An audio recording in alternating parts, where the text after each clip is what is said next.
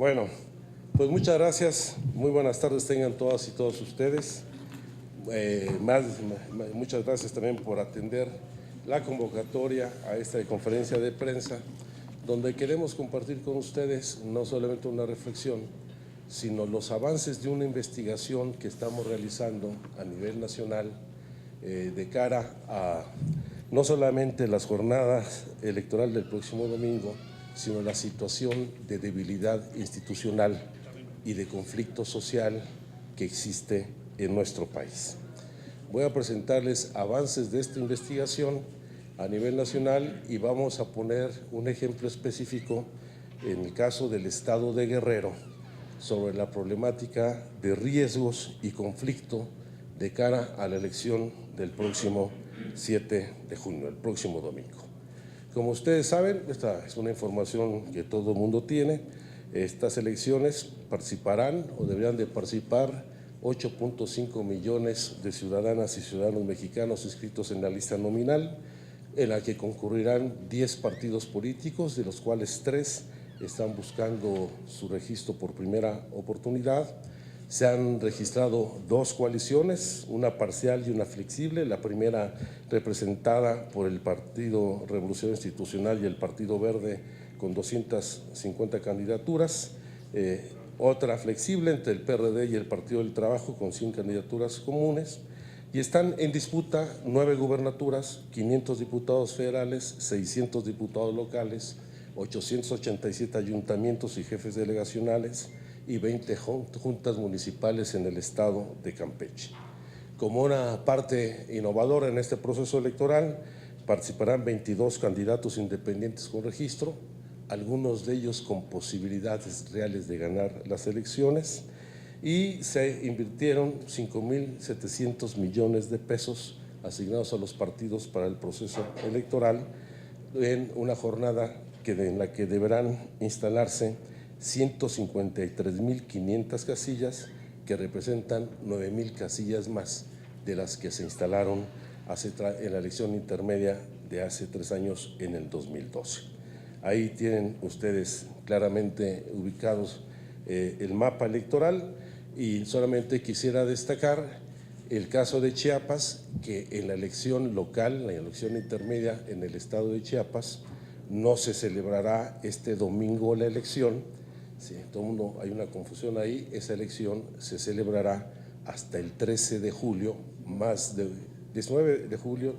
más de un mes y medio después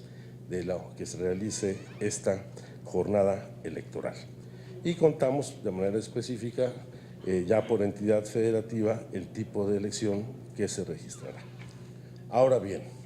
en torno al proceso electoral en los últimos días, a pesar de las dificultades, los conflictos que se han presentado, se han realizado diversas declaraciones de servidores públicos diciendo que prácticamente existe un clima de normalidad democrática para el desarrollo del proceso electoral. Particularmente declaraciones del secretario de Gobernación, que es el responsable de la seguridad interior, que no solamente tanto el 19 como el 29 de mayo pasado han señalado que prácticamente el país no está en llamas, no está incendiado, tienen casos que lamentamos profundamente, se está trabajando para que esto no suceda más, y al mismo tiempo en otra más reciente dijo que si bien se han detectado algunas dificultades, así como zonas de riesgo vinculadas al crimen organizado, no hay señal de alarma para realizar los comicios, y dice, por el contrario, son millones los que han participado en campañas y millones los que van a ir a casillas, y mucho menos los que han dicho que evitarán el proceso electoral, y que serán más los que quieren elecciones en este país, y el Estado mexicano le corresponde dar las garantías para lograrlo, así sea con las tanquetas que hemos visto llegar al estado de Guerrero. Más aún, el presidente del Instituto Nacional Electoral, Lorenzo Córdoba, acaba de declarar que a 6 días de los comicios, el Instituto Nacional Electoral se encuentra listo para llevar a cabo esta jornada, y dice que a la fecha de las 149,000 casillas previstas, solo 8 casillas están en riesgo de no instalarse por falta de funcionarios y de personal capacitados, y estas se ubican 2 en Oaxaca, 2 en Michoacán, 1 en Guerrero, 1 en Coahuila, 1 en Guanajuato y otra más en Sonora. Aunque de acuerdo con la versión, por ejemplo, del comisionado, el representante del Partido Acción Nacional en el Instituto Nacional Electoral, Francisco Gárate, de la reunión que sostuvo el presidente del INE con los representantes de los partidos en el órgano electoral, señaló, esta es una versión que se hizo público, hemos solicitado la información oficial de esa reunión, dicen que no existe, que fue una reunión informal, pero la versión de Francisco Gárate señala que de acuerdo con el presidente del INE, en Oaxaca y en Guerrero se concentran los principales riesgos para la elección a causa de los movimientos sociales. Dice, en el tema de inconformidad y subversión, me preocupa esa palabra de subversión, la entidad más dramática es Oaxaca, donde existe una amenaza de la CENTE de no permitir la instalación de casillas, en tanto que en Guerrero los lugares problemáticos son Chilpancingo, Tixla, Tlapa y Chilapa, y en cuanto a criminalidad, dijo que los focos rojos se encuentran en Tamaulipas, Guerrero, Michoacán y Jalisco, aunque, dijo, y esto hay que subrayarlo, precisó que el presidente del INE no percibe algún intento de sabotaje por parte del crimen organizado. Es decir, tanto para el secretario de Gobernación como para el INE, el problema son los conflictos y movimientos sociales y no pues la delincuencia organizada y lo que a mi juicio dista mucho de la realidad. Y aquí queremos pues mostrarle, por ejemplo, cómo en primer lugar los conflictos de carácter social no se encuentran ubicados en unos cuantos estados. En la mayor parte de los estados de la República tenemos de distintos conflictos sociales muy diversos, algunos ligados con la defensa de los recursos naturales, el caso de la comunidad yaqui en Sonora, otros con problemática salarial de los jornaleros agrícolas, el caso de San Quintín. Tenemos problemas de disputas entre núcleos agrarios, en el caso de Cintalapa, de la frontera ahí con Oaxaca, Chiapas y Oaxaca,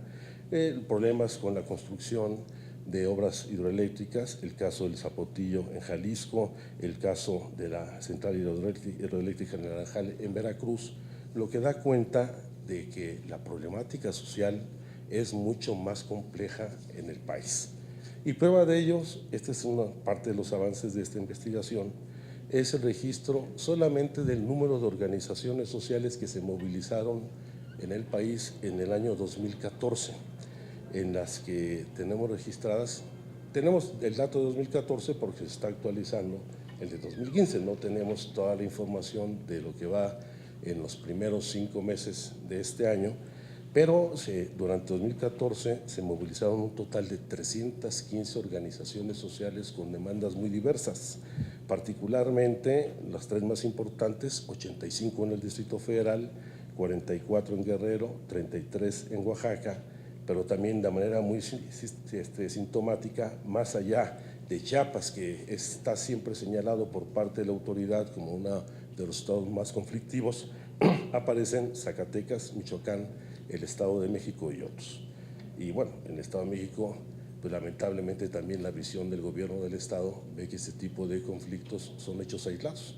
El caso del asesinato reciente del candidato del Partido de la Revolución Democrática en Valle de Chalco,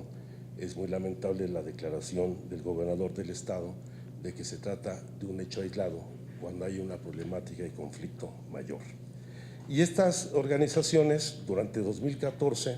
realizaron en total 992 movilizaciones,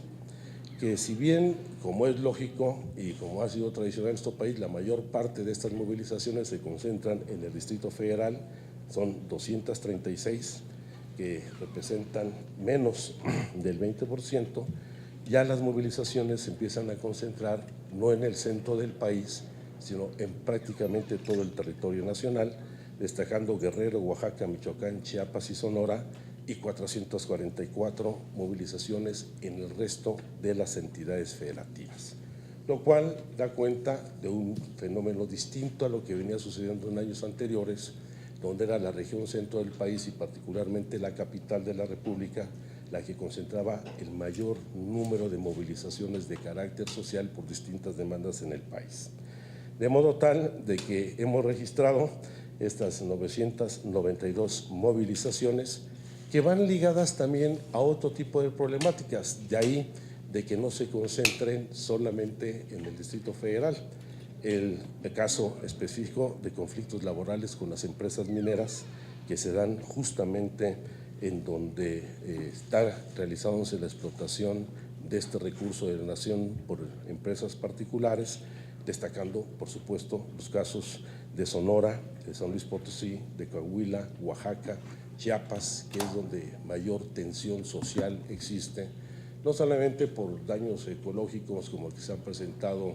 en el caso de Sonora, en el río Sonora, o el caso de Pasta de Conchos, que ya por las condiciones de sobreexplotación y condiciones infrahumanas de trabajo se registran en los pocitos y tiros de las minas de carbón, sino por la sistemático abuso de las empresas mineras sobre las comunidades donde se encuentran estos recursos. Tenemos también en particular 445 asuntos vinculados con la problemática en el sector rural que son muy disímbolas, que van desde problemas de límites y conflictos entre las comunidades y, por supuesto, demandas por la defensa de los recursos naturales, la lucha contra despojos, el problema de expropiaciones, que va asociado a los nuevos problemas que se derivan pues, de los proyectos gubernamentales y de las llamadas reformas estructurales. Prueba de ello es esos megaproyectos hídricos que desplazarán a 170,000 personas de esas comunidades en prácticamente todas las entidades del país, con excepción de la península de Yucatán, de Campeche, Yucatán y Quintana Roo, el caso de Tamaulipas y Nuevo León, Baja California Sur, Sinaloa, Colima, el Estado de México, el Distrito Federal. La mayor parte de los proyectos hidráulicos de nuevas empresas van a afectar a muchas comunidades con la pérdida no solo de sus comunidades, sino de su patrimonio, sus recursos naturales, los bosques, los ríos, la vida silvestre y la afectación ecológica, lo cual se incrementará de cara a la implementación de la reforma energética. Aquí ustedes tienen el mapa, todo el mundo lo conoce, donde están los potenciales de explotación de hidrocarburos, particularmente del gas shale, el gas de lutitas, en donde si ustedes sobreponen lo que son los planos, los mapas que les hemos presentado anteriormente, pues efectivamente es donde se irán concentrando las mayores movilizaciones y conflictos sociales. Entonces, una primera conclusión es que los conflictos sociales que existen en el país no se concentran exclusivamente en Oaxaca, Chiapas y Guerrero y Michoacán, sino que tenemos una inconformidad social y un nivel de organización ya social en el ámbito de las organizaciones rurales, las protectoras de los derechos humanos, la defensa de los recursos naturales, el problema de enfrentamiento con lo que es la explotación de recursos como de hidrocarburos y la construcción de grandes megasobras que se presentan prácticamente en todo el territorio nacional y se niega la existencia de un conflicto social de esta magnitud. Esa es una primera parte. La segunda, dicen expresamente que consideran que la delincuencia organizada pues no representa mayores conflictos en el desarrollo de la elección, y eso quiero subrayarlo porque es parte de las conclusiones que quiero presentarles. Aquí, por ejemplo, tenemos el conflicto entre grupos delincuenciales que se registran particularmente 18 conflictos entre los principales grupos de la delincuencia organizada, entre los que destacan por su nivel de violencia y agresividad los conflictos entre el cártel del Golfo y los Zetas, el cártel del Pacífico del cártel de Juárez, el cártel del Pacífico y los Beltrán Leiva, y aquí están perfectamente delimitadas las zonas de actuación y de conflictos de estos grupos, que no se concentran solamente en Guerrero, Michoacán y Jalisco, sino los que tenemos mucho en toda la franja de la costa del Pacífico, como ustedes lo pueden apreciar, que afecta a los estados de Nuevo León, Tamaulipas, Veracruz en particular, todo lo que es el Pacífico, tanto en Sonora, Sinaloa, ahora más claramente en Jalisco, Colima y Guerrero, una presencia que no existía antes en Baja California Sur, en donde hay disputas por las plazas y que pueden afectar la elección. Y aquí, de manera muy rápida, les voy a presentar este cuadro de cómo, a raíz de la famosa guerra contra la delincuencia organizada, se han venido dividiendo y multiplicando las principales bandas y cárteles a nivel nacional, con sus réplicas y subdivisiones en los estados. Vemos cómo el Cártel del Pacífico en 2007 era una sola banda del crimen organizado y actualmente, 7 años después, con sus divisiones y sus conflictos, tenemos 8 bandas delictivas derivadas solamente de ese cártel, situación que se replica con otros de los grupos delictivos. Esto da cuenta del nivel de presencia de la delincuencia organizada, particularmente ligada al narcotráfico, con lo cual quiero plantear esta segunda conclusión de que el problema de los grupos delictivos no se concentra, como se ha señalado, solamente en Guerrero, Michoacán, Jalisco, Tamaulipas y otros estados que han mencionado la autoridad, sino su presencia y su nivel de confrontación y enfrentamiento entre los grupos por las disputas de las plazas se da en la mayor parte de los estados de la República. Y lamentablemente a estos dos aspectos se suman pues los enfrentamientos y violación a los derechos humanos que se han presentado entre 2014 y 2015, y donde pues están plenamente acreditados. Se ha hablado mucho del caso de Tlatlaya, por supuesto de los 43 jóvenes desaparecidos de la Escuela Normal de Ayotzinapa, los asuntos ya muy vinculados con la forma de operar en Iguala en el caso de Chilapa, pero están pues las presuntas, los enfrentamientos que se presentaron en Jalisco el 1 de mayo, la respuesta que tuvo el cártel en esta Jalisco Nueva Generación,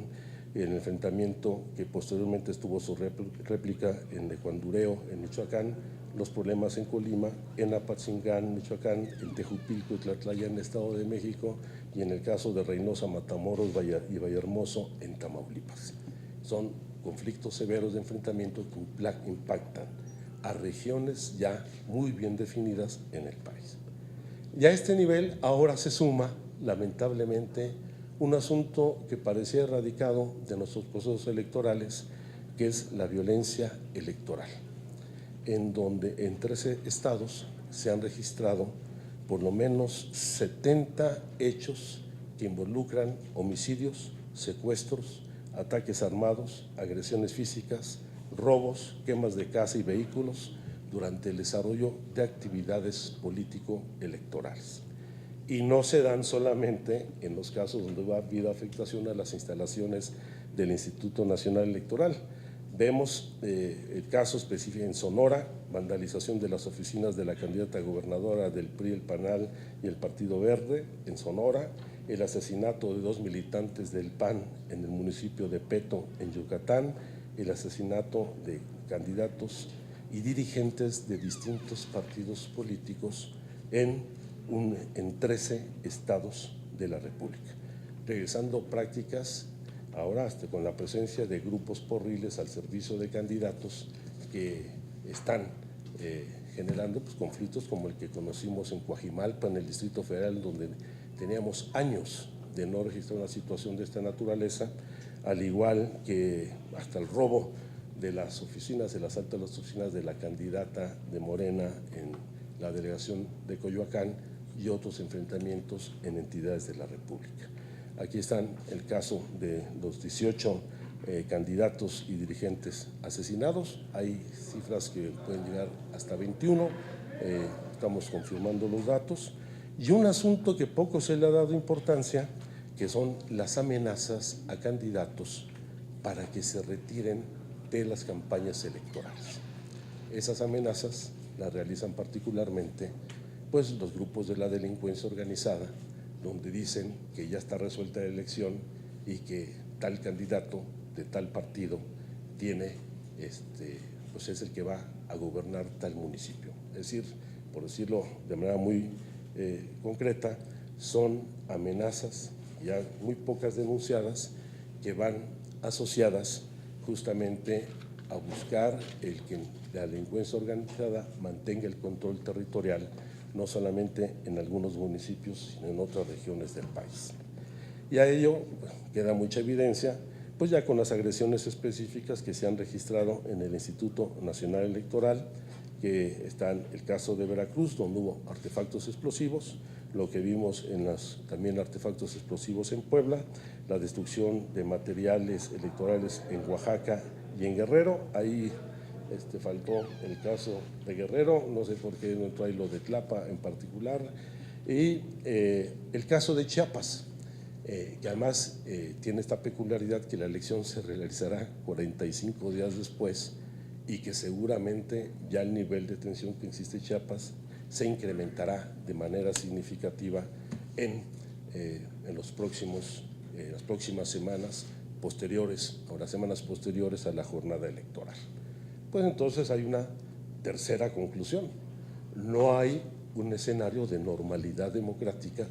en momentos donde no solamente hay violencia, homicidios, amenazas, ataques a los organismos electorales, sino que también no hay una respuesta eficaz de la autoridad para garantizar el desarrollo con normalidad del proceso electoral. Y queremos pasar aquí a presentarles un ejercicio que hicimos específicamente en el caso de Guerrero, en donde consideramos distintas variables de información y las fuimos sobreponiendo. No voy a presentarles todas porque son alrededor de 15, pero las más importantes. En el primer lugar, ubicamos con toda claridad con los datos oficiales los niveles y el grado de marginación social que existe en los estados a nivel municipal. En segundo lugar, lo que son los gobiernos municipales actualmente por partido político en el estado de Guerrero, ahí está con toda claridad. Juntamos también el porcentaje de casillas, el peso que tiene cada uno de los municipios en el proceso electoral, donde por supuesto destaca el municipio de Acapulco, donde se concentra el 20% de las casillas de todo el proceso, Chilpancingo, que concentra el 6%, Iguala el 4%, y el 3% lo tenemos en Zihuatanejo, lo tenemos en en Chilapa y en Tasco, en el estado de Guerrero. Los demás municipios, particularmente la zona de Tlapa, todo ese distrito, todos esos municipios apenas representan en su conjunto el 10% del total de las casillas en entidad. Y también sacamos lo del abstencionismo registrado en el 2012 para tratar de ir ubicando con toda precisión el comportamiento electoral histórico que se ha tenido en el proceso, lo cual, sumando a esta información la presencia y el registro de movimientos sociales, dónde están ubicadas estas organizaciones y su zona de influencia, cruzándolo por supuesto con la presencia de grupos delictivos y su nivel de peligrosidad por municipio, y identificando no solamente a los cárteles que tienen una presencia más allá del Estado, sino también la existencia de grupos locales como son los Pelones, los Ardillos, el cártel de Acapulco que están generando. Y esta información la cruzamos en particular con el operativo especial de Tierra Caliente que ha dado a conocer el gobierno federal a raíz de los hechos suscitados en Iguala y los problemas en Cocula y en Chilapa, en donde el gobierno de las fuerzas federales intervinieron 36 municipios de la región, que incluyen no solamente la región de Tierra Caliente en el estado de Guerrero, sino también en Michoacán, en el estado de México, y una ampliación de este operativo al estado de Morelos. Por supuesto, tenemos los datos del municipio de qué partido es quien lo gobierna, y junto con ello hay un dato que nos llama mucho la atención, que es justamente la presencia de las fuerzas militares, tanto de la Marina como del Ejército en el estado, y un dato que vale la pena destacar, como en el país existen 12 zonas militares, de las cuales una, la 9ª zona militar, está destinada solo a la costa grande y a la costa chica del estado de Guerrero, como pueden ver ustedes en el rectángulo inferior, porque el resto del estado está bajo el resguardo de la 35 zona militar, ya que la 27 zona militar, la de Atoyac, está dentro del marco de la región militar y es ahí donde concurren las bases navales más importantes, tanto en la de Acapulco, en Icacos, la de Playa Ventura, Marquelia y la de Zihuatanejo, para que den cuenta del peso y la importancia que tiene la costa chica y la costa grande en la presencia de las Fuerzas Armadas, donde una zona de las 12 zonas militares del país se concentra en la costa. Y evidentemente, pues esto, al darle un valor a cada una de las variables, encontramos efectivamente dónde están los principales problemas en la elección de Guerrero,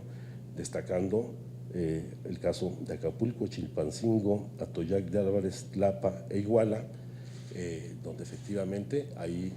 se coincide por la información que da el INE en algunos casos, pero no atribuido solo a la presencia de movimientos sociales, sino el peso significativo, el peso se va definiendo por la presencia de movimientos sociales, la operación de grupos delictivos, el índice de marginación, el abstencionismo, la densidad de casillas, con lo cual aquí ubicamos dónde están los principales focos de tensión. Aunque es obvio, no me gusta decirlo de esta forma, es entendible porque la autoridad dice que la amenaza no, el boicot no vendrá de la delincuencia organizada, sino de los sociales, porque si somos objetivos, quien va a garantizar la elección en Guerrero y en muchos estados va a ser la propia delincuencia organizada al querer mantener el control de los municipios donde impone candidatos. Y finalmente, a esto se le suma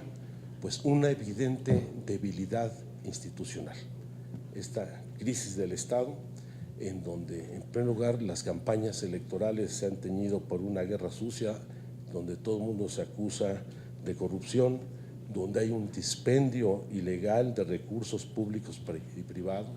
donde hay prácticas de espionaje, ya no solamente de candidatos, sino de la propia autoridad electoral. Se siguen manipulando el voto de los beneficiarios de los programas sociales, continúa el reparto de despensas de electrodomésticos, de materiales de construcción que están prohibidos por la ley,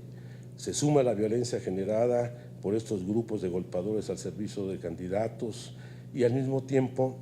pues hay plena impunidad de algunos partidos que transgreden permanentemente la ley, como se ha demostrado el acceso del Partido Verde a los medios de comunicación en complicidad con los concesionarios, en donde a pesar de que todos los tiempos de radio y televisión deben contratarse por la autoridad electoral, hay espacios que se contratan directamente encubiertos de propaganda partidaria que se financia con recursos, se ha demostrado, provenientes de los órganos legislativos. Y todo esto en una permanente contradicción entre la propia autoridad electoral, quien no toma determinaciones firmes,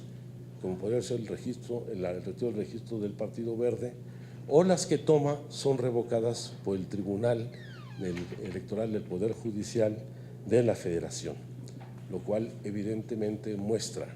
en primer lugar, que la reforma política electoral reciente no solamente no está funcionando. Imagínense si se hubiera centralizado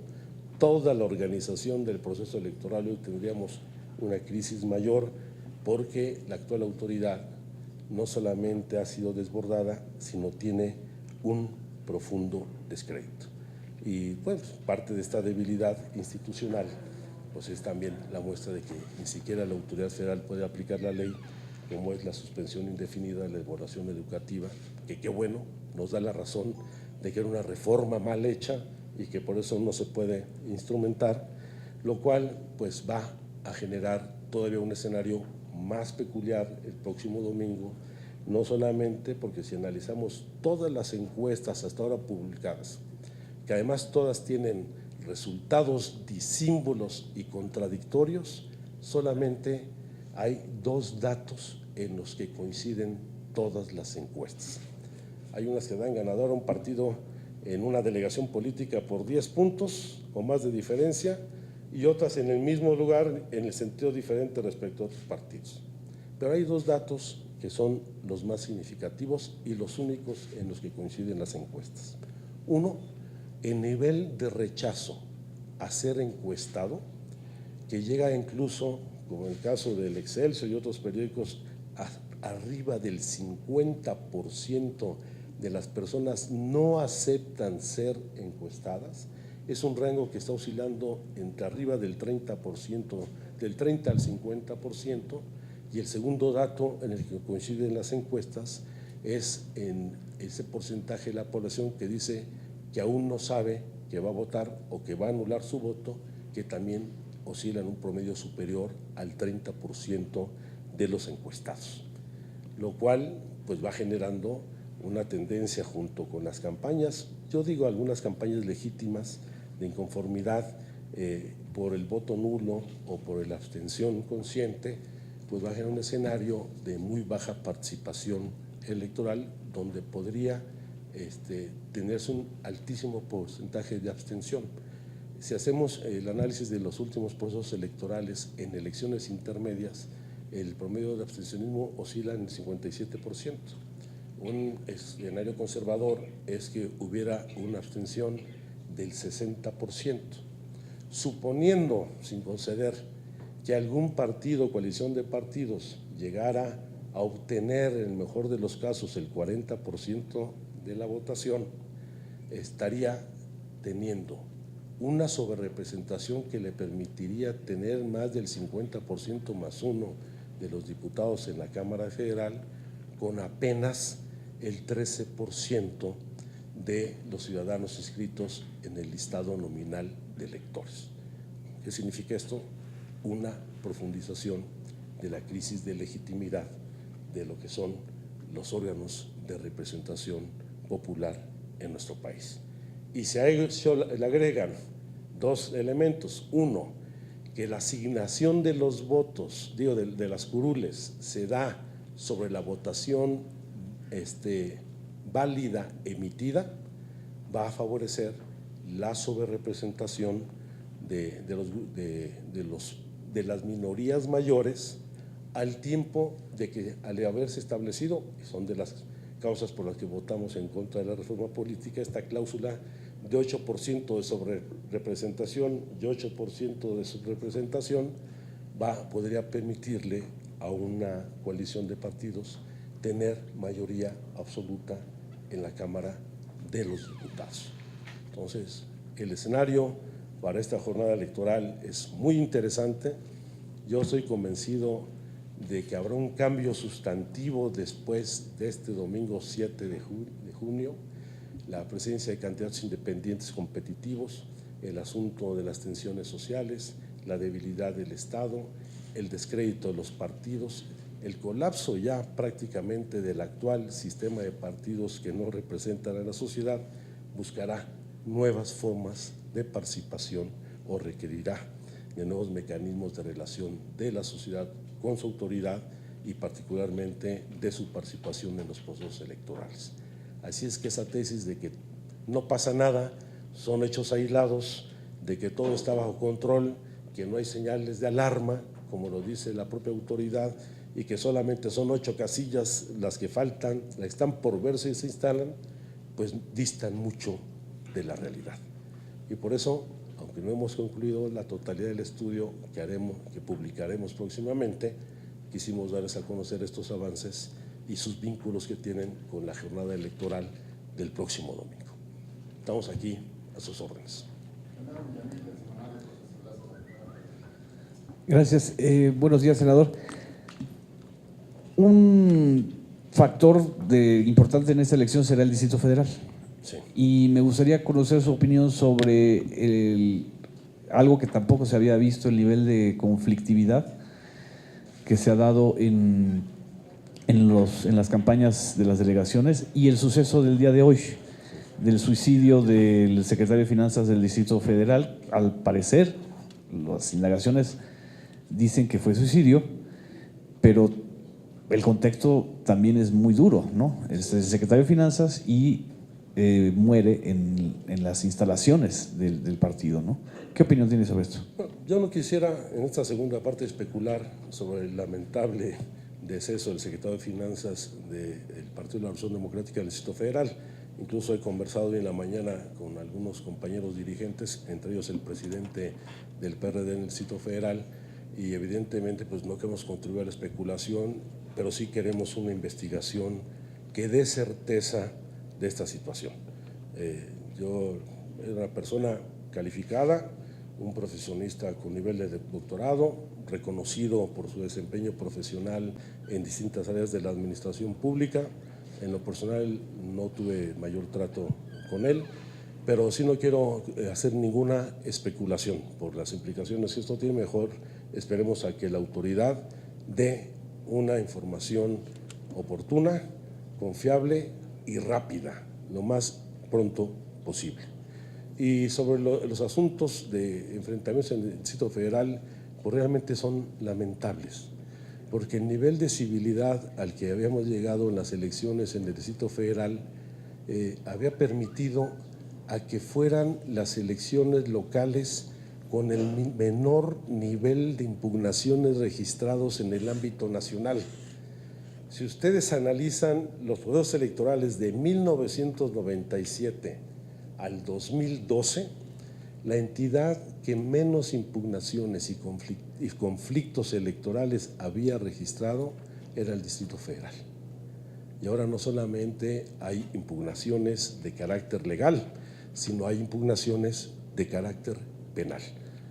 El enfrentamiento entre el PRI y el PRD en Coajimalpa con grupos organizados de golpeadores es lamentable.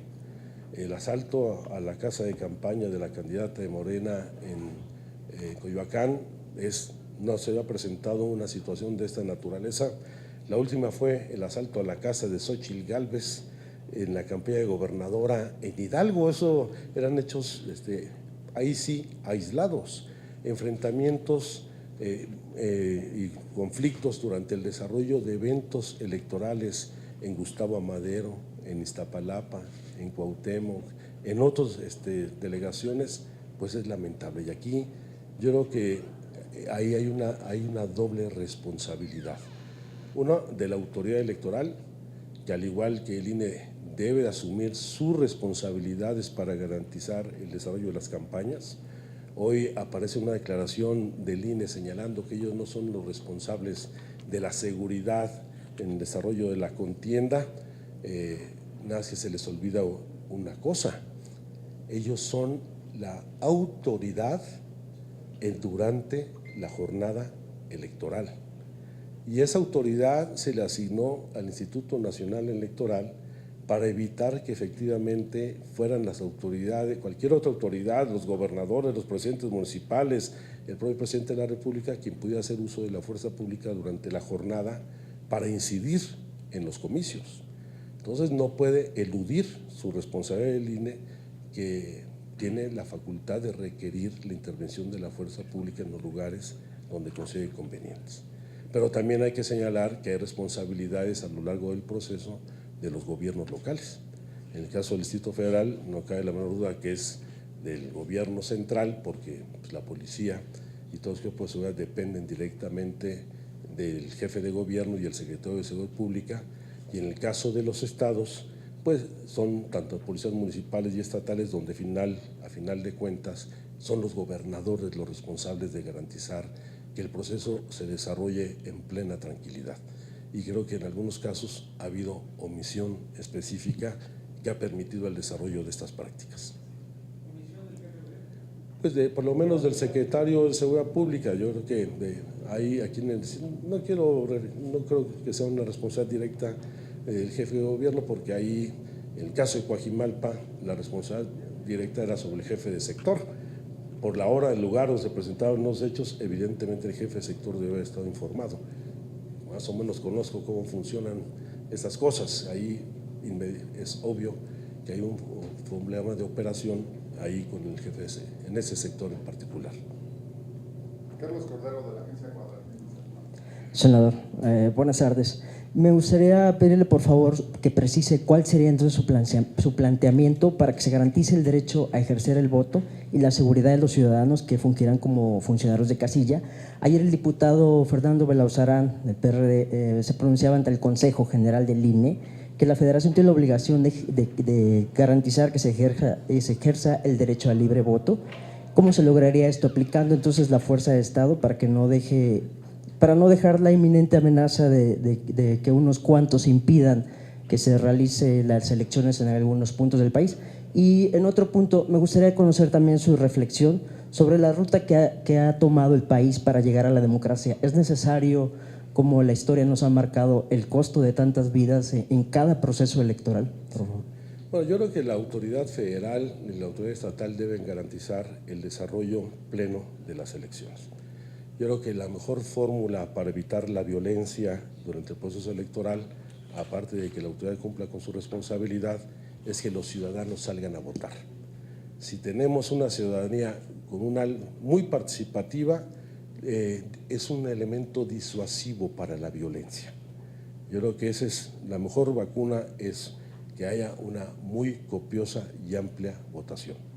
Porque yo no creo en las elecciones por la fuerza. Yo creo que garantizar con tanquetas en Chilapa la jornada electoral no garantiza el ejercicio libre del sufragio efectivo de los ciudadanos. Por el contrario, inhibe la participación. Y un proceso electoral por la fuerza o por la autoridad no es un proceso representativo de la expresión o de los deseos de la ciudadanía. Entonces, yo por eso creo que cada quien tiene que cumplir su responsabilidad y esperemos que la gente salga a votar. Donde menos violencia hay es donde mayor participación electoral hay. Simplemente hay que ver todas las elecciones competidas, donde ha habido alternancia en los gobiernos locales, son elecciones participativas. Les voy a poner ejemplo, yo creo que los más importantes, como en Oaxaca, después de mucha tensión social, cuando se llegó en el 2006 a la intervención de la Marina, incluso en la capital del estado, con Ulises Ruiz de gobernador, en la siguiente elección, el PRI obtuvo mucho más votos que los que habían llevado a Ulises a la gubernatura, pero Gavino tuvo todavía mucho más. Gavino fue y ganó, y en un escenario de tanta tensión social, con tanta participación política, no hubo hechos de violencia en la elección y hubo alternancia. La mejor vacuna es la participación de los ciudadanos. Pues tenemos una democracia a cuentagotas, una transición frustrada. Yo creo que la transición a la democracia en nuestro país, que algunos analistas consideran inició con la reforma política de 1977, que permitió el registro de la izquierda para participar en las elecciones en 1979, terminó en el 2000 al momento de la alternancia. Y a partir de entonces hemos tenido regresiones muy importantes. Desde la pérdida de autonomía de la autoridad electoral, lo vimos como el Instituto Nacional Electoral no solamente empezó a integrarse por cuotas entre los partidos, sino a configurarse mayorías funcionales al sistema. El caso de la imposición del Bester Gordillo a Ugalde, la opción de Ugalde como presidente del INE por el Bester Gordillo, y esa composición que tuvo el INE fue la primera regresión significativa. Ahora, con esta reforma política, la última reforma política, el argumento central era eliminar el secuestro que tenían los gobernadores de los órganos electorales en sus estados y centralizar el conjunto de la elección, que fuera el INE la única autoridad responsable de la organización y desarrollo de los procesos electorales federales y locales en el país, que es un sistema mixto, en donde ni se eliminó el control total de los gobernadores de los estados o los órganos políticos locales electorales, pero también ahora tenemos un solo gobernante que ha secuestrado al INE, que es el presidente de la República. Antes estaba secuestrado por 32, ahora hay un solo secuestrador, ¿no? ya hay una mayoría funcional de consejeros que es funcional al gobierno federal y al PRI. Por eso no le quitaron el registro al Partido Verde. Entonces es una democracia a cuentagotas, con muchas regresiones, y que lamentablemente hoy llegamos a la jornada electoral con un nuevo consejo que había sido apoyado, acompañado por un porcentaje muy amplio de la votación en la Cámara de los Diputados, pero que fue perdiendo credibilidad muchas semanas antes de la jornada electoral. Gracias. Senador, buenas tardes. Para preguntar si además de en Guerrero existen otras entidades del país en donde es el narco el que va a salvaguardar que se lleven a cabo en tranquilidad los comicios. Esa sería la primera. Y la segunda, si me regala una opinión sobre esta investigación que se acaba de publicar hace apenas 2 días, en el sentido de que el Partido Verde, pese a la prohibición que tiene para la entrega de lentes, lo sigue haciendo incluso de manera clandestina, llevan a la gente, sí. Después con mensajería los llevan hasta el domicilio. ¿Cómo debe actuar la autoridad electoral frente a esto? Gracias. Yo sé que la tesis que acabo de dar con ustedes es muy polémica, pero pues, evidentemente pues hay zonas del país que hay que asumirlo, donde la autoridad que rige no es la de la autoridad legal y constitucionalmente elegida, la autoridad legítimamente constituida, sino son los poderes fácticos, entre ellos la delincuencia organizada. Y yo no tengo que inventar el hilo negro, el propio periódico Reforma lo ha publicado, el caso de Veracruz, de Tamaulipas, de Michoacán, de Guerrero, Jalisco, Sinaloa, el triángulo de las Bermudas en esta franja que forman Chihuahua, Sinaloa y Durango, muchos problemas en la zona de Baja California Sur, y lo digo, no se trata de decirlo de manera irresponsable, sino forma parte de una estrategia territorial de los grupos delictivos para mantener el control de los territorios y las regiones a través de la autoridad municipal. Yo creo que uno de los hechos que no se conoce mucho es la presión que muchos candidatos y candidatas reciben para declinar las amenazas que dicen, pues aquí va a gobernar fulano de tal partido, ya lo decidimos, así es que o te retiras o viene la amenaza. Y eso no pasa muy lejos de aquí. El último informe que nosotros tuvimos fue en el estado de Morelos y mucha gente pues no se atreve a denunciarlo justamente por la amenaza existente. Entonces, no es una irresponsabilidad lo que estoy diciendo, no es que ellos sean los garantes de la elección, sino hay un interés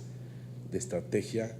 de la propia delincuencia en este tipo de prácticas. Bien. Lo del verde. Bueno, el verde ahora dice con pretexto de que el día 5 de junio, el día de mañana, es el Día Mundial del Medio Ambiente, que hay que reconocerlo, hay que seguir trabajando, pues está haciendo un conjunto de prácticas, igual que con este tipo de ahora entrega de los lentes. Es absolutamente ilegal y demuestra aquí 2 asuntos. Uno, la debilidad o quizá la complicidad de la mayoría de los consejeros del Instituto Nacional Electoral para tomar decisiones. Y el segundo hecho, que es el más lamentable en nuestro país, que tiene que ver con la impunidad, porque resulta que es más rentable para los partidos y sus candidatos violar la ley que cumplirla. No importa cuántas multas tengas que pagar, no importa cuántas sanciones te puedan preparar, luego el tribunal te las regresa, eso no es problema,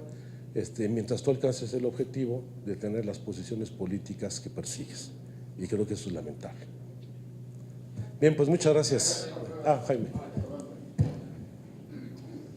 Entiendo que tienes mucha prisa, mi querido senador. No, ¿cuál prisa? Después ya a ustedes ya les llevo 1 hora de conferencia, lo hago por consideración con ustedes. Muy concretas, en tu análisis veo que se soslaya el tema del magisterio, o por lo menos no se toma una relevancia, y no cuando aludiste a Oaxaca, lo aludiste de soslayo solamente por Gabino Cuento. Entonces, el tema concreto, porque ayer el INE casi centró sus baterías en la CENTE. Sí. Entonces sería qué tanto va a influir o no va a influir en algunas plazas estos problemas magisteriales, o por lo menos la invocación a los problemas magisteriales. Sí. Y en forma también específica, qué es lo que va a pasar a juicio de Alejandro Encinas en el día después, en el day after. El 8 de junio vamos a ver un Congreso ilegítimo a partir de minorías, como acabas de anticipar. Ese es el vaticinio, ese es el pronóstico de Alejandro Encinas. Y también tan concreto como eso, acabas de decir que finalmente el abstencionismo y el voto nulo, consciente o inconsciente, pudiera influir en forma determinante. Por un lado, los partidos, incluyéndote ahorita, es un momento, acabas de pedir que vaya la gente a votar, Sí. pero por otro lado va a ser una realidad incontrastable que la gente no lo va a hacer por llamados a misa. ¿Qué es lo que va a ocurrir?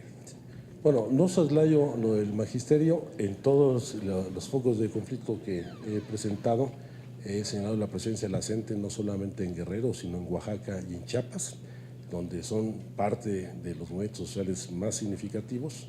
Por supuesto que ahí hay un nivel de confrontación, pero no es solamente la CENTE. Ahí también son otros los grupos que están participando, en el caso específico de Guerrero y de Chiapas, aunque los ataques a las instalaciones del INE en Yucatán o en Veracruz no son los maestros, o los enfrentamientos, los ataques a la casa de la candidata en Sonora. Yo creo que es muy diversos y han centrado efectivamente la atención en donde ha habido el mayor nivel de conflicto y de encono que efectivamente existe y que seguramente tendrá momentos de tensión el próximo domingo, con toda claridad. En segundo lugar, sí, yo percibo que con el abstencionismo, el voto nulo y esta tan baja participación ciudadana, pues habrá una Cámara de Diputados cada vez con menor credibilidad y legitimidad, porque si son 83 millones de ciudadanos, de los cuales en el mejor escenario con una participación del 40%, estamos hablando de 24 millones de mexicanos participando en esta elección, en una votación de 10 partidos, en donde quien pueda tener el mayor número de votos solo representará entre el 10 y el 13% de los electores, hay una pérdida de legitimidad muy grave del órgano de representación popular federal, que es la Cámara de los Diputados. Y eso profundizará la crisis de las instituciones públicas. Aquí lo que se tiene que asumir, y lo hemos dicho ya en varias ocasiones, hay una crisis del Estado mexicano, y ya no es solo una crisis de credibilidad, es un asunto de descomposición de las instituciones públicas, donde la delincuencia organizada se ha demostrado, ha penetrado a todos los cuerpos policíacos y a las Fuerzas Armadas, a todos los órdenes de gobierno y a los partidos políticos, lo que ha puesto en evidencia los hechos de Iguala y la desaparición forzosa de 43 estudiantes normalistas es el nivel de penetración de la delincuencia organizada, no en Guerrero, sino en todos los ámbitos de gobierno, incluido el federal. A ello se suma que vivimos la peor crisis humanitaria y de violación de derechos humanos en la historia del país, porque no son solamente las ejecuciones extrajudiciales reconocidas en Tlatlaya,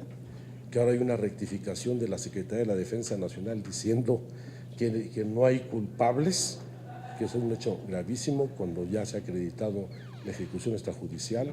todas las fosas de Cadereyta, de San Fernando, el tráfico de migrantes, la trata de personas, el surgimiento de prácticas de esclavismo en nuestro país. Estamos frente a la peor crisis de derechos humanos y la crisis humanitaria en nuestro país. Y eso lleva no solamente a este descrédito de las instituciones, sino al hartazgo y al profundo malestar social que existe.